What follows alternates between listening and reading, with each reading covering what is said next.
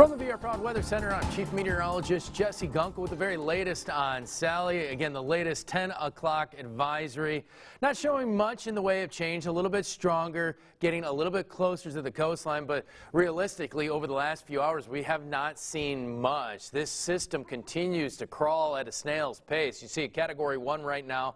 Winds are now back up to about 85 miles per hour. Most of the day, they sat around 80, so it did weaken a little bit. Now starting to strengthen a little bit, obviously moving inland, but I don't see it really jumping to that next level quite yet. We're still dealing with a little bit of westerly wind shear out there. However, we've had some decent wind gusts a little bit further inland. Mobile, some gusts up to 60 miles per hour. Right now, the system is heading north-northeast at 2 miles per hour. Again, it currently sits 65 miles south-southeast of Mobile, Alabama. So here you go, looking at your tropics tracker, and you can see right now expected to be a Category 1 storm. And see, landfall now kind of puts it around 7 o'clock in the morning, maybe a little bit after that, so maybe mid-morning out there. Again, this system is moving at such a snail's pace that, again, we could see it maybe push back to mid to late morning at this point before the system moves inland. And then after that, obviously, it doesn't move into Alabama, or at least across the panhandle of Florida now, until probably late on Wednesday. So that means a lot of rain getting dumped over the same location for multiple hours.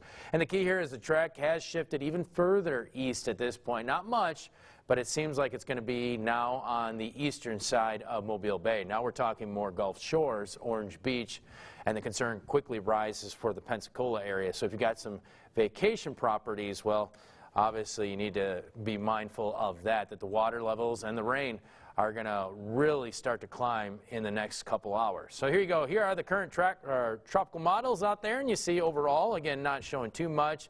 A couple to make a loop-de-loop, but again, those are outliers. I'm not concerned. I do believe a cold front coming through is going to continue to eventually push this system off towards the northeast, still at a rather slow pace. Now you get a big picture here. They have dropped a few more areas from the tropical storm warning, still keeping the hurricane warning in place for areas just east of the state.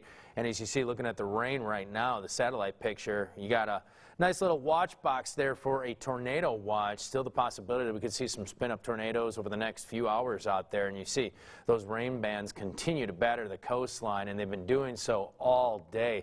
A lot of areas already topping 8 inches, getting nearly up to 10 inches. We've had some rain estimates out in the Gulf at nearly 20 plus inches of rainfall. So just think about that. You transition that or transplant that a few miles inland, and you're talking about historic flooding for many locations. Doppler radar, it's obviously quiet for us.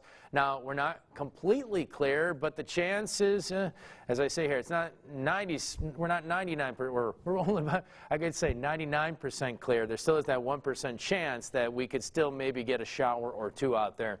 And as you look at your Doppler radar, you can see that we still got a couple bands kind of driving in from Dauphin Island all the way eastbound to Gulf Shores, and then we're talking all the way to Pensacola and even as far east as Fort Walton and Navarre Beach, heading over towards the Destin area. And you can see again more showers and thunderstorms kind of really driving themselves. This model, our in-house model, continues to drive a little bit further towards the northeast at this point. So we start to quiet things down a little bit on the backside. In fact, as you see tomorrow, it looks like we may have plenty of sunshine with just a gentle breeze outside. You can see overall, when I put the estimates out there, that we're no longer most likely even going to see tropical storm force winds. And the other graphic I want to show you is that we're going to pretty much, at this point, just show you the current wind speeds out there. And we've got about a gust up to 64 now in Mobile. So the winds are really starting to pick up as the system inches its way close, a little bit closer to the coastline. 46 for Gulfport, 28 for Slidell, and 29 in Belle Chase. But again, the other key here is that we are no longer underneath a flash flood watch, and here's the reason why. Looks like our rain estimates now probably less than an inch for most of the viewing area, besides a few quick little showers out there. But notice those areas to the east of us, we're talking 15 to 20, potentially localized areas could even see more than that. So you got to think about that wall of water moving inland, and then you got to think about all that rain falling for some of those areas for multiple hours, and that's really going to eventually start to drain into some of those rivers and streams. So again, we're talking about backwater flooding. We're talking a lot of issues that what we saw in 2016, that could be the same issue there because the system is moving at such a snail's pace. So again, a lot of things to be worried about in that general vicinity. Luckily for us, we're going to quiet things down, and in fact, we actually may have a cold front arrive.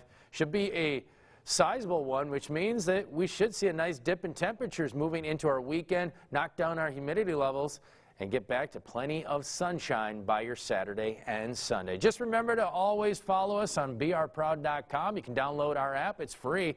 Get the latest information on your fingertips and continue to watch our early morning newscasts. We're going to have more, much more at 5, 6, and 7 o'clock on all of our stations. Thanks for tuning in, and we're going to continue to guide you through the storm.